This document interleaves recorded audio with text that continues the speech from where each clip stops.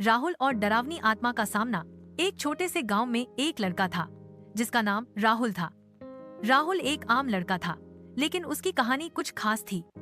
राहुल को बचपन से ही अजीब चीजों का अनुभव यह होता था।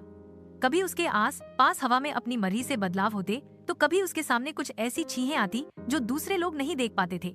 ऐसे अनुभवों ने उसे सोचने पर मजबूर कर दिया था कि शायद उसमें कोई विशेष शक्ति हो सकती है। एक दिन जब राहुल अपने गांव के आस पास के जंगल में घूम रहा था, उसने एक पुरानी मंदिर का दिखाई दिया। मंदिर का रंग उड़ चुका था और पत्थर भी पुराने हो चुके थे। राहुल ने अंदर घुसकर देखा और उसने वहां एक पुरानी किताब पाई जो शियो ने लिखी थी। उस किताब में एक मंत्र था जो शक्ति और रूहानी दुनिया से जुड़ा हुआ था। राहुल ने जब उस मंत्र को उच्चारण किया, उसके अंदर एक ऐसी ताकत जागी जो उसने पहले कभी महसूस नहीं की थी। उसके बाद से राहुल में एक अलग सी ताकत आने लगी थी। उसे अपनी मैजिक शक्ति का एहसास हो गया था, पर राहुल ने इस शक्ति का इस्तेमाल कभी अपने फायदे के लिए नहीं किया। उसने अपनी ताकत को दूसरों की मदद के लिए इस्तेमाल करना शुरू किया। बीमारों को ठीक करना, गांव में खुशहाली लाना और लोगों को उनके दुखों से निकालना राहुल का अब एक मकसद बन गया था। लेकिन एक रात राहुल का सामना एक ऐसी चीज से हुआ जो उसकी ताकत को भी हिला देने वाली थी।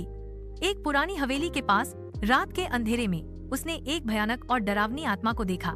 वह आत्मा काफी पुरानी थी और उसके चेहरे पर गुस्सा और दर्द था। राहुल को समझ में आया कि यह कोई ऐसी रूह है जो कभी साथ आते नहीं पा सकी थी। आत्मा ने अपनी भयानक आवाज में कहा, राहुल, तू जो भी कर रहा है, मैं तुझे कभी अपनी शांति नहीं देने दूंगी। मेरा दर्द, मेरा गुस्सा इतना गहरा है कि मैं किसी को मैं खुशी नहीं देने दूंगी। राहुल ने थोड़ी देर उस आत्मा को देखा। उसके दिल में एक छोटी सी शंका थी, लेकिन राहुल ने अपने अंदर की ताकत को पहचाना और कहा, मैं समझता हूँ कि तू दर्द में है, लेकिन तू अपने दर्द को दूसरों पर क्यों डाल रही है?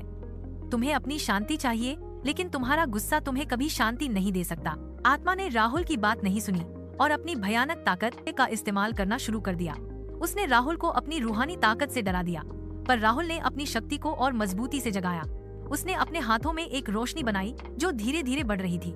नमस्ते, राहुल ने आत्मा से कहा, मैं तुमसे लड़ाई नहीं करना चाहता, लेकिन अगर तुम्हें शांति चाहिए तो तुम्हें अपने गुस्से और दर्द को छोड़ना होगा। आत्मा ने अपने गुस्से से काफी देर तक लड़ाई की, लेकिन धीरे धीरे राहुल की रोशनी ने उसके अंदर के अंधकार को मिटाना शुरू किया। उसके चेहरे पर जो गुस्सा और दर्द था वह धीरे धीरे शांति में बदल गया। राहुल की शक्ति ने उस आत्मा को पूरी तरह आराध से शांति दी और उस रूह को मोक्ष मिल गया। राहुल को समझ में आया कि असली ताकत सिर्फ दूसरों को दर्द देने में नहीं होती, बल्कि उन्हें शांति और सुकून देने में होती है। उस दिन के बाद